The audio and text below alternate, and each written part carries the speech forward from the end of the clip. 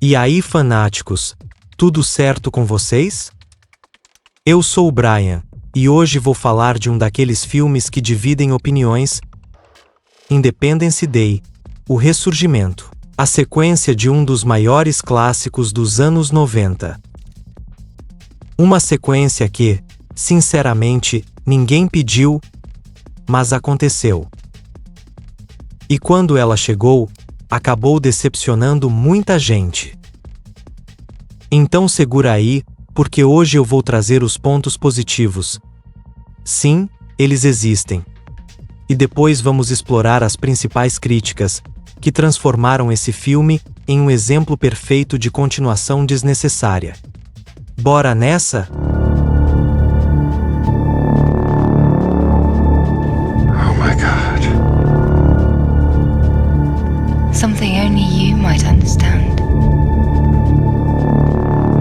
Antes de sair detonando o filme, vamos reconhecer os méritos que ele tem, porque se não tivesse absolutamente nada de bom, ninguém teria assistido. Não é mesmo? It happened on its own 2 days ago. O primeiro filme já tinha impressionado pela grandiosidade. A Casa Branca explodindo se tornou uma das cenas inesquecíveis. Agora, em O Ressurgimento, Roland Emmerich resolveu aumentar a aposta. E aumentou muito. A nave-mãe alienígena que chega à Terra é tão gigantesca que cobre metade do planeta, arrancando prédios inteiros do chão. É um espetáculo visual que deixa qualquer pessoa de boca aberta. Por mais que o filme tenha seus defeitos, é inegável. Visualmente, ele é um prato cheio para quem gosta de ver catástrofes em grande escala. E nesse quesito, os efeitos entregam tudo o que prometem. Um dos pontos mais interessantes é ver como a humanidade evoluiu em 20 anos. No primeiro filme, éramos praticamente indefesos contra os alienígenas. Mas agora, com o acesso à tecnologia deixada para trás, conseguimos criar naves híbridas, armas de energia avançada e até uma base na Lua. É como se tivéssemos dado um salto tecnológico de séculos em apenas 2 décadas. Essa ideia é bem trabalhada no começo e cria um cenário diferente, onde os humanos não estão mais apenas reagindo, mas tentando se preparar para o inevitável retorno. Essa proposta traz um frescor para a franquia, mostrando que a história não ficou parada no tempo. Outro ponto positivo é a volta de rostos familiares. David, interpretado por Jeff Goldblum, retorna como a mente brilhante que ajuda a decifrar os mistérios alienígenas. E convenhamos, Goldblum tem um carisma natural, que faz diferença em qualquer produção.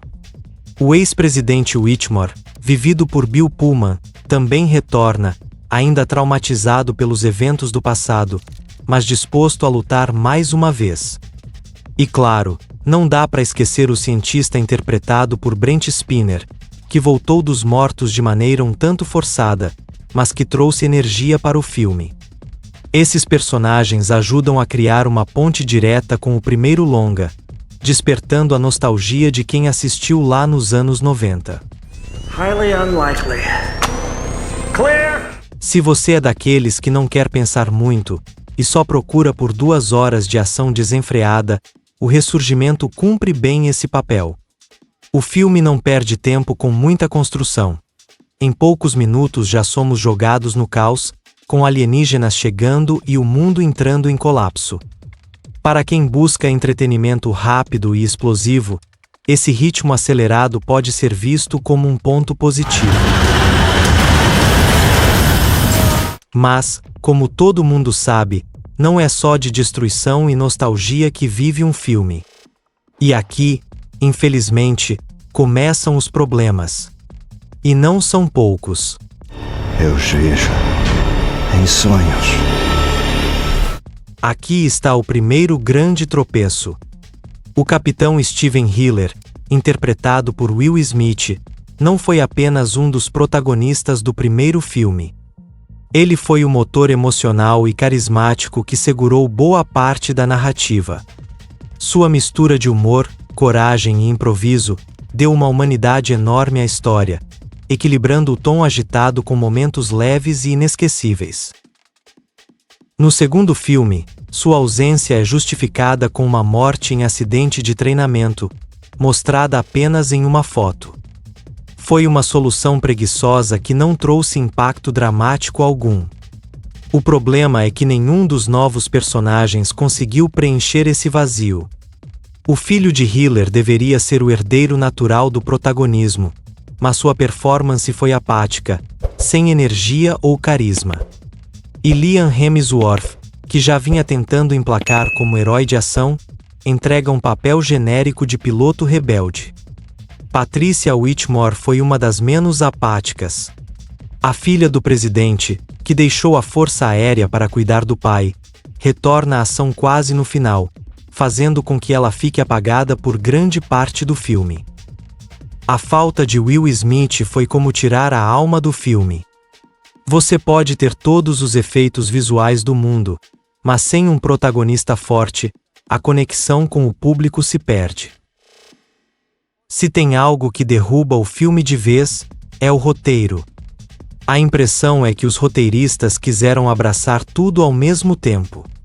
Mostrar o avanço tecnológico da humanidade, criar um núcleo jovem para renovar a franquia, trazer os veteranos de volta, incluir uma trama de conspiração alienígena, explorar o trauma do ex-presidente Whitmore, colocar drama familiar, e ainda inventar uma esfera alienígena pacífica que promete expandir a história para fora da Terra.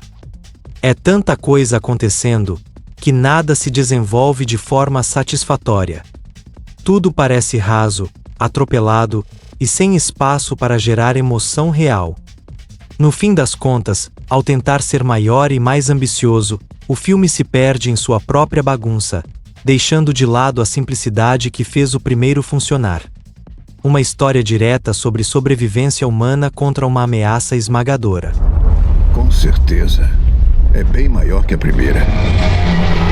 Lembra do primeiro filme, aquele silêncio antes do ataque, as naves pairando sobre as cidades, o suspense que fazia a gente roer as unhas antes da explosão da Casa Branca? Pois é. Esse tipo de tensão simplesmente não existe em O Ressurgimento. Aqui o exagero é tão grande, que a ameaça perde impacto. A nave-mãe alienígena é tão colossal que cobre metade do planeta. Parece incrível no papel, mas na prática, o público não sente medo, sente descrença. Quando tudo é gigantesco demais, a gente para de se importar. Não há um senso real de perigo porque a escala é absurda, beirando o cômico. Essa falta de equilíbrio transforma o filme em um desfile de CGI sem emoção. Não tem aquele suspense crescente, não tem aquele frio na barriga. Só espetáculo visual vazio. Iremos sobreviver! Hoje, comemoramos... Uma das maiores qualidades do primeiro Independence Day era o equilíbrio entre drama e humor. Will Smith tinha falas tão marcantes, que até hoje são lembradas, e Jeff Goldblum trazia um sarcasmo inteligente que contrastava bem com a seriedade da situação. Já em O Ressurgimento, o humor parece deslocado, mal escrito e sem graça. As tentativas de piada são forçadas, quase constrangedoras, e os diálogos parecem saídos de um manual genérico de filmes catástrofe. E pior, quando o filme tenta reproduzir momentos marcantes, como o discurso do presidente Whitmore, o impacto simplesmente não vem. O que antes foi épico e memorável, aqui parece reciclado e sem alma. E como se não bastasse, o filme termina deixando claro que os produtores queriam mais. Há uma esfera alienígena que surge para preparar a humanidade para uma guerra intergaláctica. O final dá a entender é que o próximo passo seria levar a batalha para o espaço, abrindo caminho para um terceiro filme ainda maior. mas a bilheteria não correspondeu às expectativas. Yeah.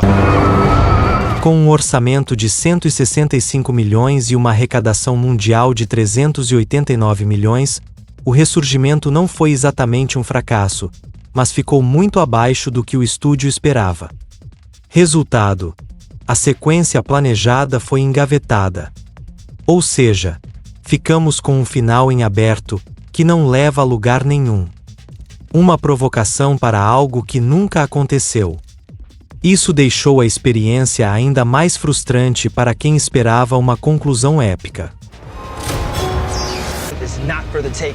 No fim das contas, Independence Day, o ressurgimento, tinha potencial para ser um grande retorno triunfal, mas acabou sendo lembrado como uma das continuações mais desnecessárias da história recente do cinema. Visualmente impressiona, tem alguns momentos nostálgicos, mas falha no essencial. Personagens fortes, roteiro envolvente e emoção.